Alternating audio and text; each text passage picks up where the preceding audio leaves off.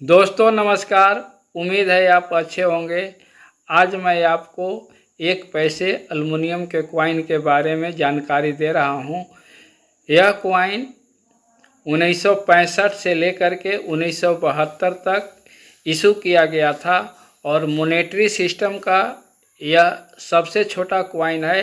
यानी यह 1 रुपये में 100 पैसे होते थे, तो यह रुपया का 100वां भाग है। और यह पैसा 1 पैसा इसके पहले भी जारी किए गए थे, लेकिन उसका मेटल अलग था।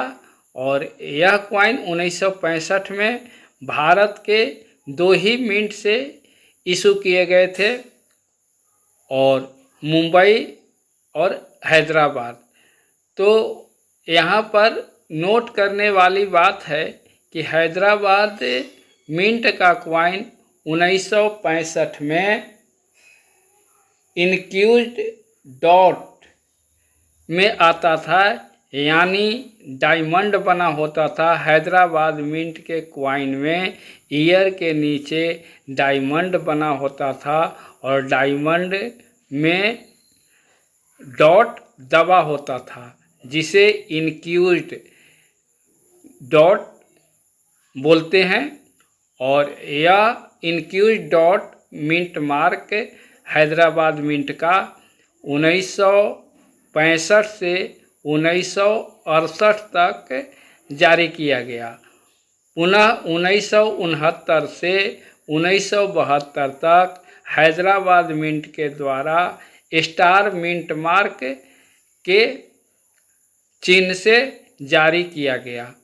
तो आप समझ गए होंगे मेरी बात को कि इनक्यूज्ड डॉट यानी हैदराबाद मिंट 2 तरह के मिंट मार्क 1965 से 72 तक इशू किया, जिसमें से एक इनक्यूज्ड डॉट था और दूसरा स्टार मिंट मार्क था।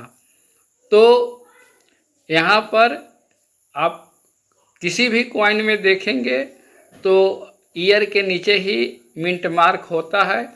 और 1965 का हैदराबाद और मुंबई चूँकि फर्स्ट बार इशू किया गया था, इसलिए वह दोनों कॉइन कलेक्टेबल हैं। और अगर बहुत अच्छा कंडीशन में होगा तो 50 रुपये से लेकर के 100 रुपये तक उसका प्राइस वर्तमान में चल रहा है।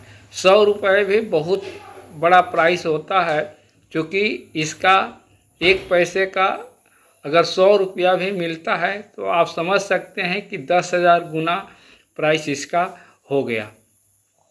इसी तरह मेरे हाथ में आप जो देख रहे हैं, यह सभी कॉइन जितने भी आप सामने देख रहे हैं, यह सभी कॉइन 1969 का है। और 1969 का 1 पैसे एल्युमिनियम का कॉइन कलेक्टेबल होता है। 1969 में 1 पैसे भारत के 3 मिंट से इशू किए गए थे, मुंबई, कोलकाता और हैदराबाद के कॉइन के नीचे 1969 के नीचे आप देखेंगे, ईयर के नीचे आप देखेंगे तो यहाँ पर आपको स्टार मिंट मार्क नज़र आएगा।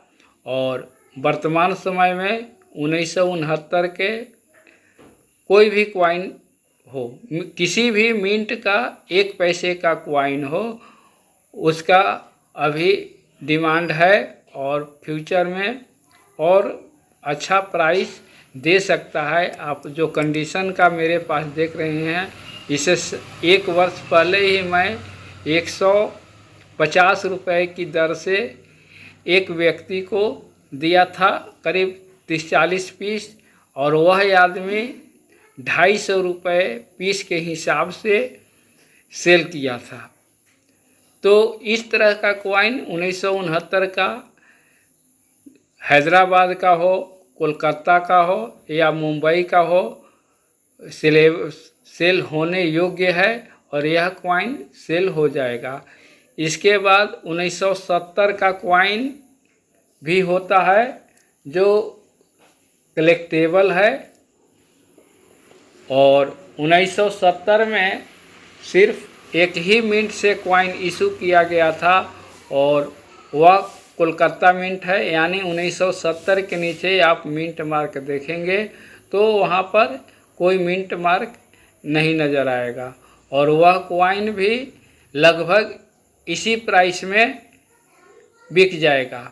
अगर आपके पास बहुत ज़्यादा हो तो आप उसे बेच सकते हैं या अपने कलेक्शन के लिए भी रख सकते हैं। चलिए, और इसके बाद जो भी कॉइन है 1 पैसे का, वह उतना कलेक्टेबल नहीं है। बहुत अच्छा कंडीशन में होगा तो 5 रुपये, 10 रुपये, 15 रुपये करके बिक जाएगा। यूएनसी कंडीशन का, कम से कम कॉइन यूएनसी कंडीशन का होना चाहिए बिकने के लिए कॉइन। और इस तरह का कॉइन जो इशू किए गए थे, यानी छोटा वैल्यू का 1 पैसे, 2 पैसे, 3 पैसे, 5 पैसे, 10 पैसे, 20 पैसे और 25 पैसे, 31 जुलाई 2011 को डीमोनेटाइज कर दिया गया, यानी परिचालन से बाहर कर दिया गया। और अब इस तरह के कॉइन आपको सर्कुलेशन में 25 पैसे तक नहीं मिलेंगे।